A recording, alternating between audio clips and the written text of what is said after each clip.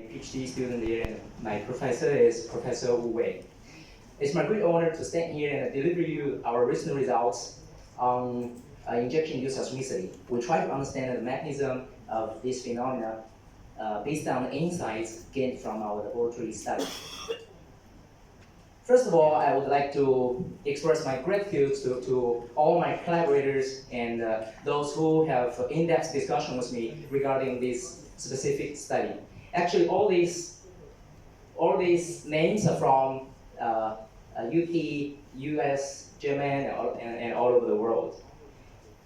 Okay, this slide shows my outline, the main contents of my presentation today. First, I'll brief you the background and objectives of this study, followed by triaxial shear flow experiments. I will introduce sample preparation and experimental study, and also experimental principle and procedure. I'll present results and discussion in terms of fluid pressure heterogeneity, injection-induced seismicity, seismic energy release, fracture surface evolution, and mechanisms of injection-induced seismicity, and the potential implications of this study. Lastly, I'll wrap up this study based on all these results. Here, this map shows the seismic map of the world induced by injection. Actually, you can see from early this century, many injection-induced seismicity happens all over the world. This can be happen due to shale gas or oil production, wastewater disposal, and also CO2 sequestration. And another very big category is geothermal energy extraction, which can be very large, from 3.5, making the magnitude of 3.5, all the way to the latest one, which is the most recent earthquake, 2017 Pohang earthquake. The magnitude reaches 5.5. Then we'll take this as a specific case for the background of this study. Here we can see in late 2017, an earthquake of a magnitude of 5.5 struck the Pohang city of South Korea, which is the most devastating earthquake in this country over the past century. So shortly after this earthquake, and two science papers has been published to discuss the possibility of whether the Pohang earthquake is triggered by fluid injection in a nearby enhanced geothermal system, and they reach a conclusion that according to the results, which shows the close relationship between between fluid injection and the seismic events. So they conclude that the seismicity is almost certainly induced by fluid injection. And after a 1-year thorough research was studied by the South Korean government, they finally released a formal report early this year and conclude that this earthquake is certainly induced by fluid injection. So based on our current understanding, what causes injection-induced seismicity in EGS? From the seismologist, we know that actually the earthquake, that is a kind of a seismicity event, is coming from the fracture instability, whether it can be induced by displaced tectonic stressing, or in this case, during fluid injection, is injection-driven fracture instability. So back to Singapore, we got the Bukit Timah granite, which is a typical or potential source of geothermal energy. It's a very hard rock with a UCS of 160 megapascal. The Young's modulus, cohesion, friction angle, and intrinsic permeabilities are shown here. We also measure the friction coefficient of Bukit Timah granite using the displacement-driven shear test. And we got the friction of the dry soil cut fracture is around 0.8 something. Well, with the presence of the pore water, the friction can reduce to 0.6, which is this is consistent well with the results by Bernoulli rock friction law, which states that the friction of rock surface can range from 0.6 to 0.8 something. So in this study, we propose to understand the mechanisms of injection-induced seismicity by injection-driven shear path in order to shed light on the injection-induced seismicity. Here are the facilities that we have in the geotechnical workshop of Nanyang Technological University. Basically, we got this big giant, MTS 815. We use this to carry out our experiment, including displacement-driven and injection-driven shear tests on fractures in granite. During the test, we also use an acoustic emission system in order to detect the acoustic emission characteristics, which reflects the macro-seismicity characteristics.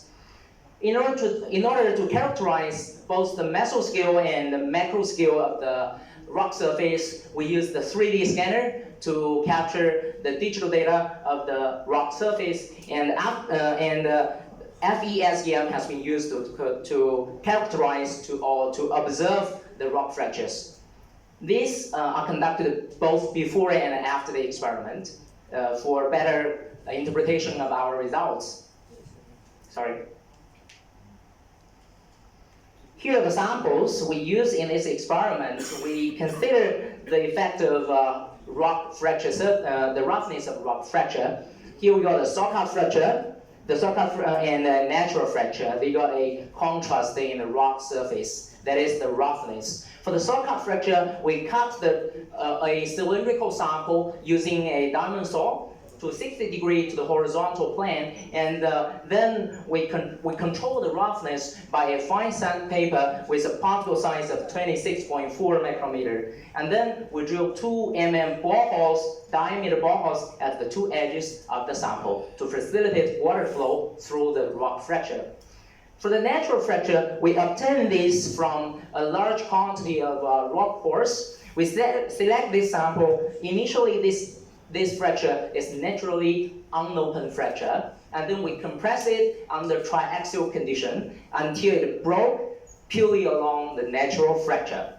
And then we measure the fracture degree is around 63, and the sample length is 120 something. And we also drill 2 boreholes to facilitate water flow. Here is after the sample preparation, we assemble the sample to the sample assemblage, which I address it as triaxial shear flow setup, which is coming primarily from the conventional triaxial compression with pore system. Here you can see we apply our confining pressure and axial stress, which can be converted to the normal stress and shear stress along the fracture. Also, we use the pore system provided by MTS system to provide water flow or pore pressure along the fracture. Before we can conduct our before we can conduct our experiments, we need to calibrate the system. That is, we need to do a lot of correction tests, which are, we consider the system stiffness, jacket strength, and friction, and also area reduction during the sliding. Also, we also consider the stress concentration probably caused by the axial shortening of the fracture and also the drilled borehole, which use, after all the corrections, we combine this data or these results into our function provided, the software provided by MTS, incorporate them into the configuration file to consider all these effects during the experiments. During the course of correction of this system, I got a lot of immense and prompt supply or help from MTS engineer, which are really appreciated. Based on the corrected system, we're going to do the experiment. Here is basically our principle. For a fracture, we create a kind of a critical stress state. That is, we apply a shear stress which is a little bit lower than the shear strength. And then we inject pore water into the fracture to bring the fracture to approach the more Coulomb-Fitted envelope in order to induce fracture instability. Bear this understanding in our mind, we design our experiment. Here I use a typical result, a sort of a typical result. First, we conduct a displacement-driven shear test in order to get the shear strength of the sample, and then we reduce the shear stress to around 80% of the shear strength during our injection. The injection was conducted under a constant injection rate, say 0.004 megapascal all the way to 0.01 megapascal, in order to investigate the effective injection rate. And we also varied the effective normal stress during the experiment. For the natural fracture, we got one significant concern that if we shear the sample many times, the large asperities on the fracture may get damaged. So we use a kind of a multi-stage displacement-driven shear test on a series of very low normal stress, and construct the more Coulomb Fourier envelope and estimate the shear strength of the sample on the target normal stress we're going to use during the injection shear test. So for the natural fracture, we only varies the fluid injection rate by keeping the effective normal stress at 10 megapascal to avoid any severe or possible damage on the asperities. I'll present the results in terms of 4 aspects. The first one is fluid pressure heterogeneity. As you can see, we constructed a more Coulomb Fourier envelope of these 2 samples, so-called fracture and natural fracture. We used the shear strength obtained by displacement-driven shear test. And then we constructed a more Coulomb Fourier envelope. We also plot the stress state before fluid injection and at the onset of fluid fracture instability. And that is the 2 points, the solid red one and the open red circle. And then you can see here, if the more Coulomb Fourier envelope is strictly applied to our cases, then the point at the onset of fracture instability will just coincide or just on the more Coulomb Fourier envelope. But as we can see here, the points representing the stress state at fracture instability just deviates from the more Coulomb Fourier envelope. So what that happens? Especially during the so-called fracture under the largest normal stress we tested. And even for the natural fracture, we also see some deviations. What's the reason behind? We actually define, in order to figure out what's the reason behind, we define a fluid injection over pressure ratio, which is the ratio between the pore pressure measured during our experiment and also the value of more Coulomb Fourier envelope. We plot the ratio against the injection rate and the initial effective normal stress. We find that the ratio increases with injection rate and initial effective normal stress. So what's the reason? So at the very beginning, we think probably our experiment got something wrong during the course of our conducting the experiment. But later on, we find that the pore pressure failure exceeds our predicted value to a certain degree, especially it depends on injection rate and initial effective normal stress. And then we simulate, I incorporate with a expert from GFZ, Dr. Yun. Actually, he's Korean, and he's doing DEM modeling. We model this kind of situation and find that the pore pressure along the fracture is not uniform, which means the pore pressure at the injection point may be the maximum, and it should allow some time for the pore pressure to decay or diffuse along the fracture. If the more Coulomb Fourier envelopes can still apply, that means the pore pressure should be uniform along the fracture. But in our case, especially in the injection case, the fluid pressure is non-uniform along the fracture, which causes the ratio increases with both the injection rate and the initial effective normal stress. So here we attribute this phenomena to fluid pressure heterogeneity. The second aspect is injection-induced fracture instability. In these 2 samples, we observe 2 distinct failure patterns at the onset of fracture instability. For the so-called fracture, we observe a kind of a dynamic slip accompanied by an abrupt shear stress and a sudden shear stress drop and a sudden shear displacement jump. And for the natural fracture, we observe a kind of a quasi-dynamic sliding accompanied by a nearly constant shear stress and accelerating slip rate and acceleration. The third aspect is seismic energy release detected by our acoustic emission system. Again, on the shortcut fracture, we observe a kind of abrupt release of seismic energy. But on the natural fracture, during the quasi-dynamic sliding, we observe the release of seismic energy is in a progressive way. That means, as you can see here, the red bars representing the release of seismic energy. The last aspect is fracture surface evolution. You can see here for the shortcut fracture and natural fracture, we capture all the digital data of the surface and then we reconstruct the surface using our MATLAB program. And we also can calculate the shear off layer before and after the experiment. How we achieve this? Actually, we subtract the elevation of the surface from that before the experiment in order to get the shear off layer. We also plot the distribution of the thickness of the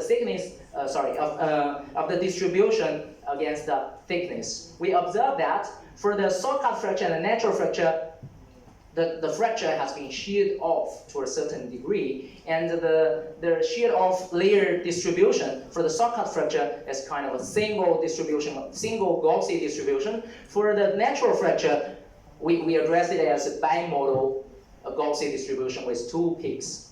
According to those guys doing interface friction, we infer that for the shortcut fracture, actually we observe a kind of a complete and even shear of the whole fracture. But for the natural fracture, because of the bimodal, that is two peaks of the Gaussian distribution, we conclude that the natural fracture has been sheared incompletely and unevenly. We also observe the shortcut fracture after the experiment to using our FE-SEM in order to find the weakening mechanism of during a dynamic slip. As we know, during co-seismic slip of earthquake, the weakening mechanism can be melting of the asperities, can be thermal pressurization, and many other mechanisms. But as we can see, in our SEM images, we only observe a kind of trenches along the shear direction without any melted structures. That means melting of the asperities is not a candidate mechanism during our dynamic slip induced by injection-induced seismicity. Okay, we try to review the mechanisms of injection-induced seismicity based on our results. Here is a classic spring splatter model proposed by Rice in 1983. It states that if the failure of fracture happens abruptly, that probably because of the stiffness contract between these two systems. The first one is unloading of the spring, that is the whole system, the stiffness of the whole system. The key C is the weakening of the fracture surface. So in a shortcut fracture, we observe a kind of we plot the shear stress against the shear displacement during dynamic slip. We observe a dynamic drop of the shear stress, and then a recovery of the shortcut fracture strength. And we also plot the system stiffness. We find that similar pattern, which means the system stiffness is lower than the weakening rate of the shortcut fracture, which causes the dynamic slip. During this course, we will also attribute these phenomena to friction loss of the shortcut fracture. For the natural fracture, we actually plot the shear stress and the frictional strength. We observe that there are some differences, and with the increasing fluid injection, we find a decreasing frictional strength, while a nearly constant shear stress. The stress imbalance results in the quasi-dynamic sliding of the natural fracture. This discussion 2 is about how to scale up our experiment results to natural earthquakes. As we know, for the natural earthquakes, we normally we got an empirical correlation between the magnitude, seismic magnitude, and the fault area, which is the rupture area of the fault. And we use this relationship to constrain our shear modulus of of the whole system, which we calculated by the least squares method, and we obtain a G, the shear modulus of 3.9 something. And then we plot our total seismic moment release against the fault size, and we find that the shear stress is in between 0.1 megapascal to 1 megapascal, and the shear displacement ranges from 10 micrometer to 100 micrometer, which complies very well with which is consistent very well with our experimental results. That means our results comply with the relationship of natural earthquakes. After this, we draw out the potential implications of our results. First is fracture surface heterogeneity. As you can see in our results, actually these lines are all drawn out from the natural fracture.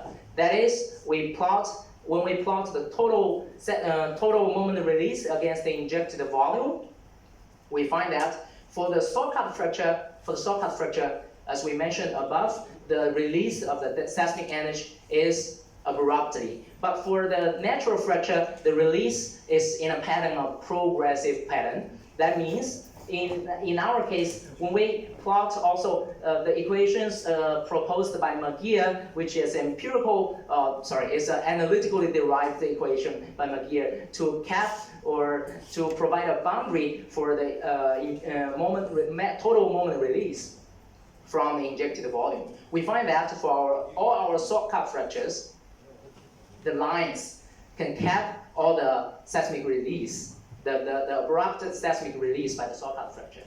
But for the natural fracture, we observe a kind of a progressive release of the seismic moment, this kind of a cumulative seismic moment release. And at the end of our injection, we find that this law still applies to our injection cases. But how about I address it as fracture surface heterogeneity. That is, in our natural systems, we always have a kind of smooth fracture can be induced by hydraulically induced fracture or some ancient fractures caused by geological processes. So in this case, we observe these two different patterns of seismic energy release. So this is consistent with a very say pioneering work in the field, injection testing in the field conducted by Eves in 2015 in Science paper. Actually, they observe a kind of different seismic area, that is a seismic area and a seismic area. The injection is happened in a seismic area, but the seismic area can trigger seismic slip of the whole fracture because the slip front just reaches the seismic slip area.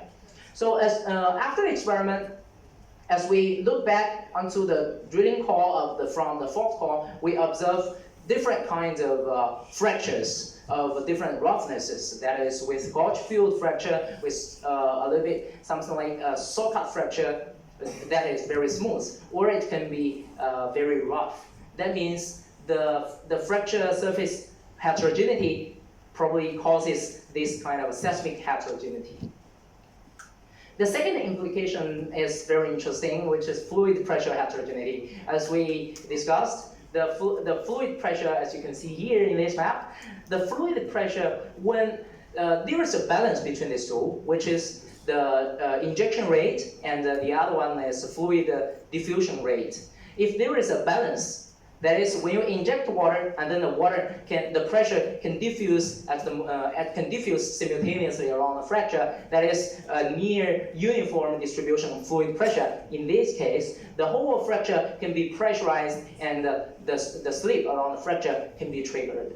How about a larger fluid injection rate? Then in this case, the fluid tend to accumulate along a small area along the injection borehole, but the slip area can still trigger the slip of the whole fracture. The second case is if you got a very large seismic, a very large fluid injection rate, the fluid can concentrate into a very localized area around the borehole, and then in this case, you will not observe the fracture, the slip of the hole fracture. This is because the slip front, triggered by the pressurized zone, cannot reach the hole fracture. Actually, these can be compared or correlate to the observations in the field. Actually, we got two cases, typical cases. The first one is in LSVB, the field test by IFS, published in Science in 2015, and the second one is the Pohang earthquake. First is the Pohang earthquake. If we look at the total seismic moment versus injected volume, we observe that if the Pohang earthquake, that is of a magnitude of 5.5, that can happen, we need actually 1,000 times more water than the real injected water volume. Then for the IFS cases, actually we observe that the shear modulus is 9 gigapascal. But for the total seismic moment, it can be very large. That is, these 2 points cannot be capped by the equations proposed by Magia. But other cases from hydraulic fracturing, wastewater disposal, and EGS can apply very well by this Magia's equation. So what these two happen? What processes in these two earthquakes? Yeah, it can be related to the schematic drawing here. Actually, during the Pohang earthquake and the IFS case, actually the pressurized zone is quite localized around the injected borehole, and the slip of the hole fracture is triggered not directly by the pressurized zone, but by the propagation of the slip zone. Here comes to the summary. Actually, we talk about the fluid pressure heterogeneity, injection-induced fracture instability, seismic energy release, and fracture surface evolution. We propose a kind of a fluid pressure heterogeneity, fracture surface heterogeneity by looking at the surface roughness and the natural earthquake systems. That's all. Thank you. And welcome to questions.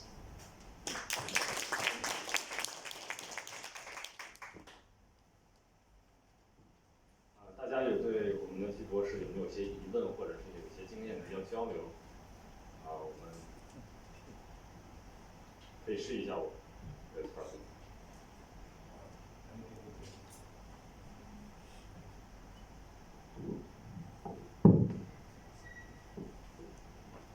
Very good talk. Thank you. Congratulations for your innovative way to initiate the rupture on both different situations. And again, my question usually goes around the AE capabilities, because you said that you are capable of getting a counter. Yeah. And the question comes: how many sensors you use? If you increase your sensors more than 4, could you also find the localized events where these aspirated shear is happening, especially for the natural cause, where causes a lot of pore pressure differential that you were measuring in the beginning of what you were injecting initially. Then your model shows that your pore pressure differences varies depending upon your rate or diffusion rate. It all has got to do with the area of the contact between the 2 different halves of the specimen, and how much you're shearing them, and how much your pore pressure helps to facilitate the build-up pore pressure. How much does it help to facilitate the shearing? And all comes to be possible if you're able to, as close as possible, find the area of contact during the experiment.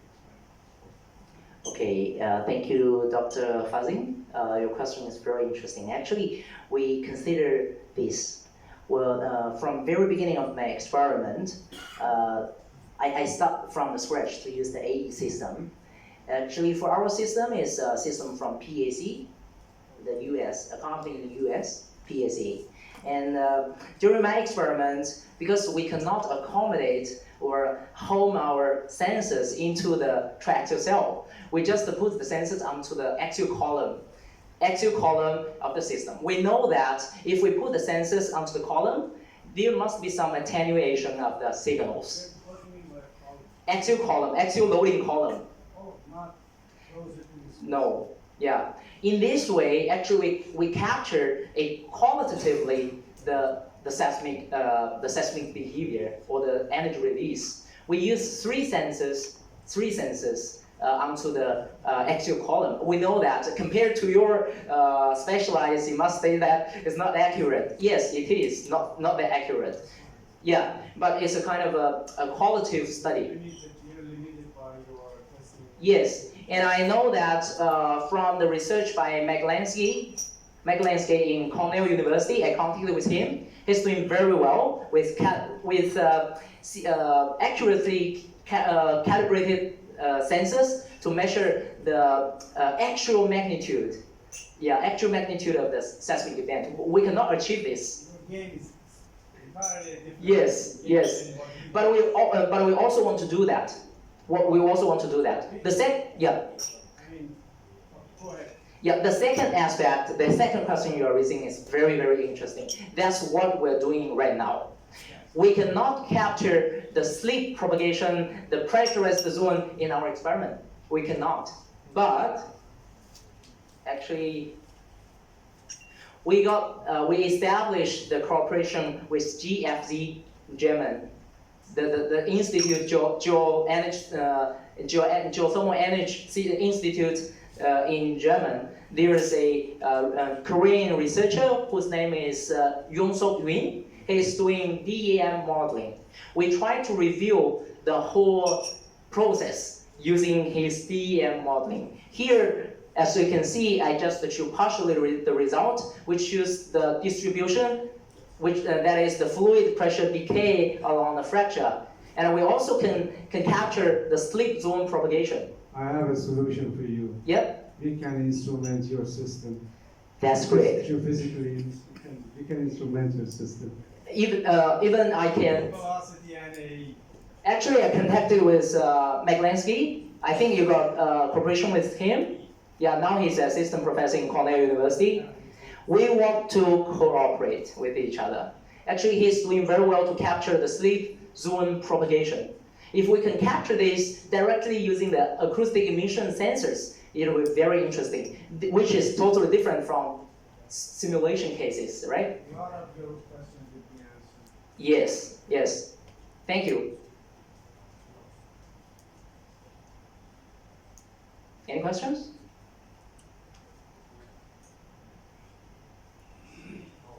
热烈的掌声，感谢我们的季博士的精彩的分享。